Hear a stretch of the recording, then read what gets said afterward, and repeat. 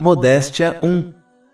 Em um hadith encontrado em Jami at-Tirmidhi, número 2458, o santo profeta Mohammed, que a paz e as bênçãos estejam com ele, aconselhou que mostrar verdadeira modéstia a Allah, o exaltado, envolve guardar a cabeça e o que ela contém, e proteger o estômago e o que ele contém, e lembrar da morte frequentemente. Ele concluiu declarando que quem pretende buscar a outra vida, deve deixar os adornos do mundo material. Este hadith prova que a modéstia é algo que se estende além das roupas. É algo que abrange todos os aspectos da vida. Proteger a cabeça inclui guardar a língua, os olhos, os ouvidos, e até mesmo os pensamentos de pecados e coisas vãs.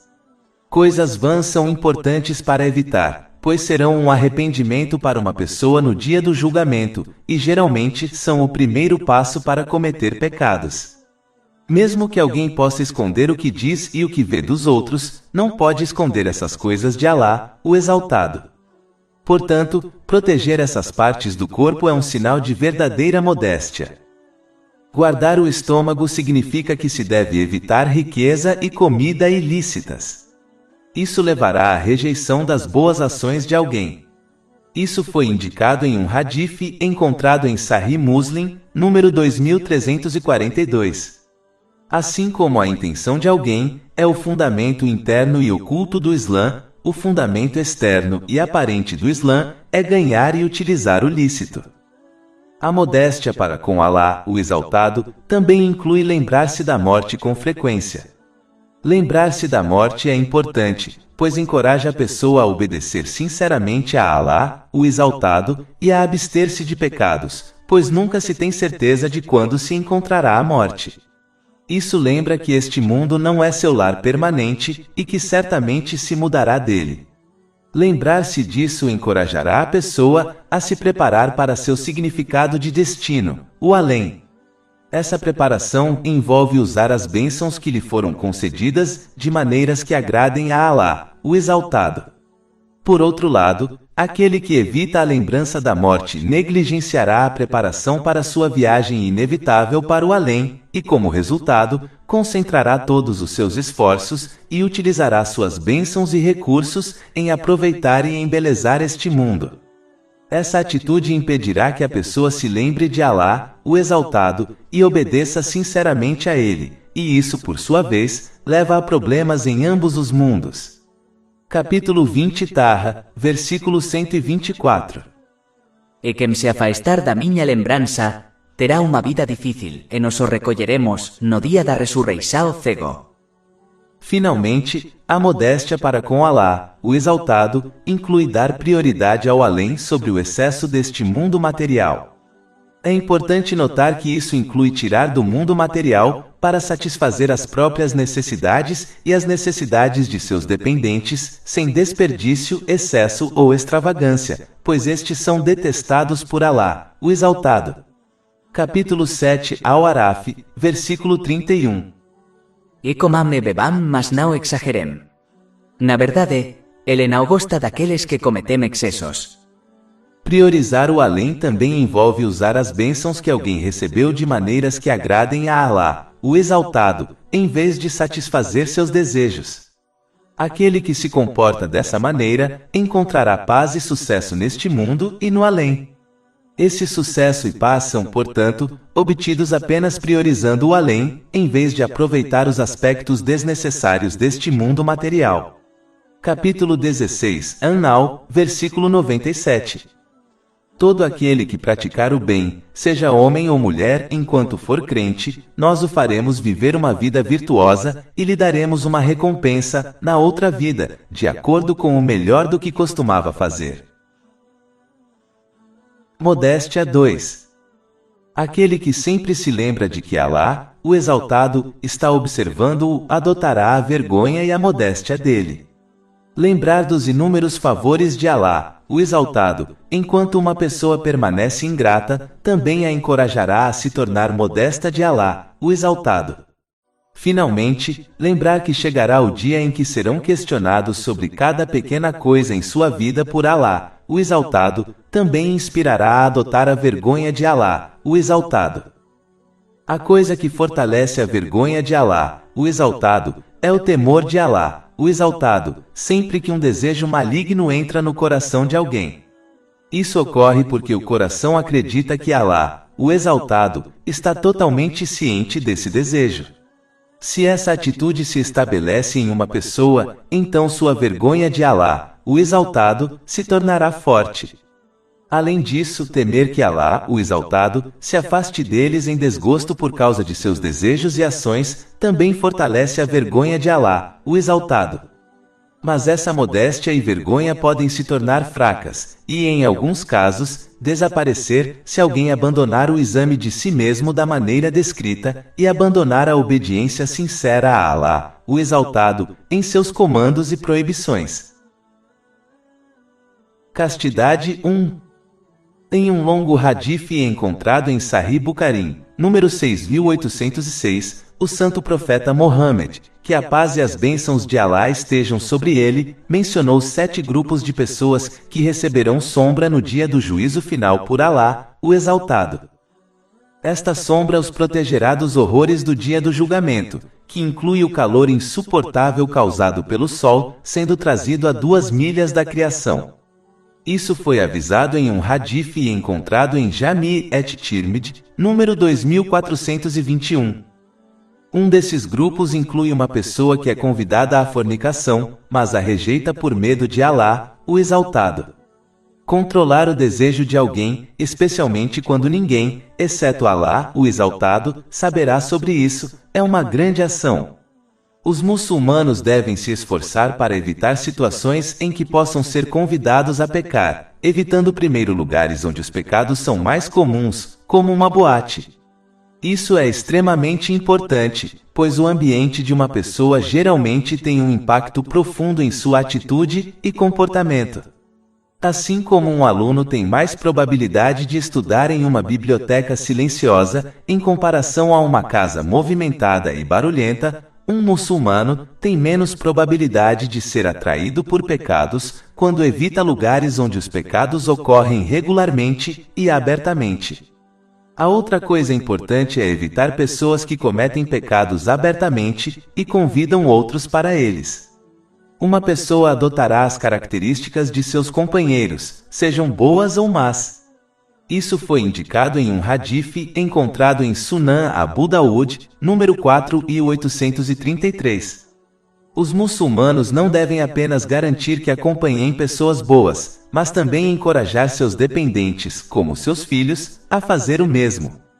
Se os muçulmanos realmente se concentrassem nisso, isso reduziria drasticamente a quantidade de jovens que se envolvem em gangues e crimes. Capítulo 43, Az-Zukhruf, versículo 67. Os amigos íntimos naquele dia serão inimigos uns dos outros, exceto os justos. Castidade 2. Em um hadith encontrado em Sahih Bukhari, número 6474, o santo profeta Mohammed, que a paz e as bênçãos estejam com ele, garantiu o paraíso à pessoa que protege sua boca e castidade. O segundo aspecto do hadith principal em discussão aconselha os muçulmanos a salvaguardar seu significado de castidade, evitar relacionamentos ilegais. Um muçulmano recebeu uma maneira de conseguir isso, ou seja, o casamento. Se um muçulmano não estiver na posição certa para se casar, como financeiramente, então ele deve jejuar frequentemente, pois isso reduz os desejos carnais. Isso foi aconselhado em um hadith encontrado em Sahih Bukhari, número 1905. Por fim, como esses dois aspectos combinados levam ao paraíso, é por isso que o casamento foi rotulado como a conclusão da metade da fé, em um hadith encontrado em Al-Mujam al-Asat, número 992. Castidade 3. Isto está ligado ao capítulo 25 Al-Furqan, versículo 68. E não cometa relações sexuais ilícitas. E quem fizer isso enfrentará uma penalidade. Os verdadeiros servos de Alá, o Exaltado, evitam todas as formas de relacionamentos ilegais. O fato de o adultério ter sido colocado ao lado do politeísmo e de matar uma pessoa inocente neste versículo indica sua severidade. Os muçulmanos devem tomar precauções para evitar serem tentados a relacionamentos ilegais. Primeiro, eles devem aprender a baixar o olhar. Isso não significa que se deve sempre olhar para os próprios sapatos, mas significa que eles devem evitar olhar ao redor desnecessariamente, especialmente em locais públicos. Eles devem evitar olhar para os outros e manter o respeito pelo sexo oposto. Assim como um muçulmano não gostaria que alguém olhasse para sua irmã ou filha, eles não devem olhar para as irmãs e filhas de outras pessoas. Capítulo 24, An-Nua, versículo 30. Diga aos homens crentes que reduzam algumas de suas visões e guardem suas partes íntimas. Isso é mais puro para eles. Sempre que possível, um muçulmano deve evitar passar tempo sozinho com o sexo oposto, a menos que eles sejam relacionados de uma forma que proíba o casamento. Isso foi aconselhado pelo santo profeta Mohammed, que a paz e as bênçãos estejam com ele, em um hadith encontrado em Sahih Bukhari, número 1862. Os muçulmanos devem se vestir e se comportar com modéstia. Vestir-se modestamente evita atrair olhares de estranhos e se comportar modestamente previne que se tome os passos iniciais que podem levar a um relacionamento ilegal, como falar desnecessariamente com o sexo oposto.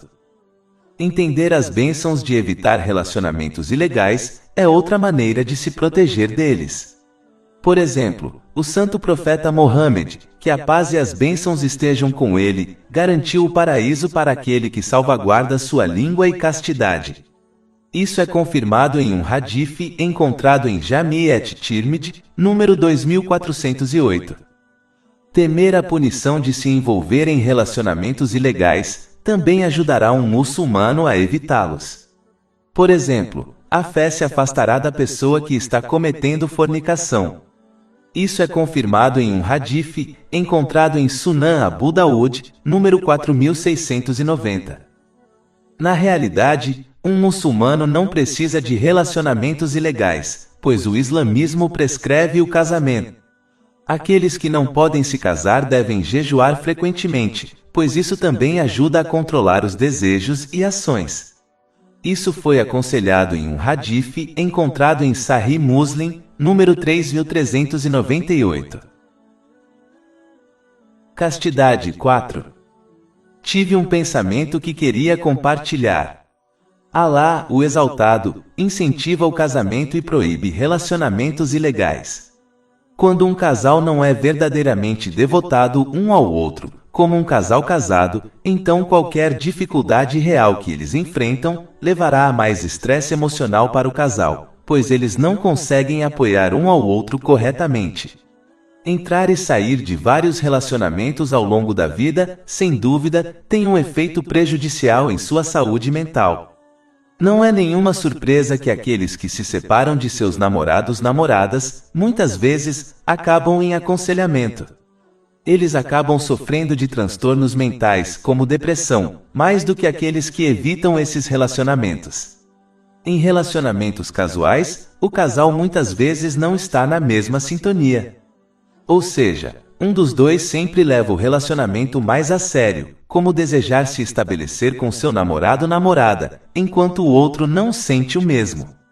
Quando essa diferença de atitude eventualmente ferve à tona, muitas vezes, leva a um trauma emocional de longa data para aquele que levou o relacionamento mais a sério. Considerando que, um casal desde o primeiro passo, está na mesma sintonia, em relação ao seu compromisso de longo prazo um com o outro. Um casal é devotado um ao outro em todas as situações, quer enfrentem situações planejadas ou não, como ter filhos. Essa atitude é muito raramente encontrada entre casais normais. Ter um relacionamento com outra pessoa também engana uma pessoa a acreditar que conhece completamente seu parceiro, e portanto, se eles se casam, muitas vezes reclamam sobre a mudança de seu cônjuge após o casamento. Na maioria dos casos, eles não mudaram. As coisas que mudaram foram as responsabilidades e pressões de seu relacionamento. Essa questão geralmente leva a problemas de casamento para os casais que estavam em um relacionamento antes do casamento. Mesmo que vivam juntos antes do casamento, mesmo assim o mesmo problema ocorrerá. Além disso, não é segredo que sempre que alguém enfrenta problemas com seu namorado/namorada, o quão severamente isso afeta todos os outros aspectos de sua vida. Por exemplo, muitos jovens abandonam a faculdade e universidade simplesmente porque não conseguem encarar ver seu ex-parceiro lá todos os dias. Como o casamento é uma conexão e um compromisso profundo entre duas pessoas, é menos provável que elas se separem pelos mesmos problemas mesquinhos pelos quais casais normais se separam. Além disso, qualquer criança que nasça involuntariamente do relacionamento colocará mais estresse em seu relacionamento, o que geralmente resulta em separação, pois não desejam compartilhar a responsabilidade de criar um filho. Isso cria um lar desfeito para a criança crescer, onde ela não tem o apoio e a supervisão de ambos os pais, o que geralmente leva a problemas para todos. É um fato claro que a maioria dos jovens envolvidos em crimes e gangues, e aquelas crianças que são preparadas por predadores sexuais, vêm de famílias desfeitas. Criar um filho corretamente quando se deseja um filho é extremamente difícil. Então pode-se imaginar o estresse emocional de criar um filho corretamente quando o pai não desejava ter o filho em primeiro lugar? Isso afeta negativamente a educação da criança e geralmente leva aos problemas mencionados anteriormente. Esse estresse geralmente leva o pai solteiro a desistir da criança para adoção ou acolhimento, o que na maioria dos casos tem um impacto negativo prejudicial e de longo prazo na criança, alguns dos quais foram mencionados anteriormente. Isso aumenta ainda mais as chances da criança se tornar equivocada. Alá, o exaltado, removeu esses inúmeros problemas ramificados ao abordar o problema raiz, proibindo relacionamentos ilegais e encorajando o casamento, pelo qual um casal se dedica sinceramente um ao outro e aos seus filhos. Ao abordar o conceito de casamento, divórcio e filhos, no Alcorão Sagrado, Alá, o Exaltado, deu a chave para uma sociedade bem-sucedida. Quando os membros da família, juntos ou divorciados, cumprem os direitos uns dos outros e criam um lar estável e feliz para os filhos, isso causa um efeito cascata positivo em toda a sociedade. Da mesma forma, quando uma família é infeliz e falha em cumprir os direitos uns dos outros, isso causa um efeito cascata negativo que se espalha por toda a sociedade. Muitos pensadores surgiram e desapareceram, abordando os problemas que as pessoas e a sociedade enfrentam, mas como essas soluções têm como alvo problemas ramificados, o benefício dessas soluções é mínimo. Considerando que Alá, o Exaltado, por meio desse método de abordar problemas de raiz que afetam um indivíduo e a sociedade, esclareceu todas as coisas para que as pessoas possam alcançar o sucesso em ambos os mundos. Capítulo 16, An-Nahl, versículo 89. E enviamos-te o libro como esclarecimiento de todas as coisas, como orientação e misericórdia. Todos os louvores são para Alá, Senhor dos mundos, e que a paz e as bênçãos estejam com seu último mensageiro, Mohammed, sua nobre família e companheiros. Mais de 400 e-books, audiolivros, infográficos, podcasts e blogs gratuitos disponíveis em nosso site, www.sharkpod.com.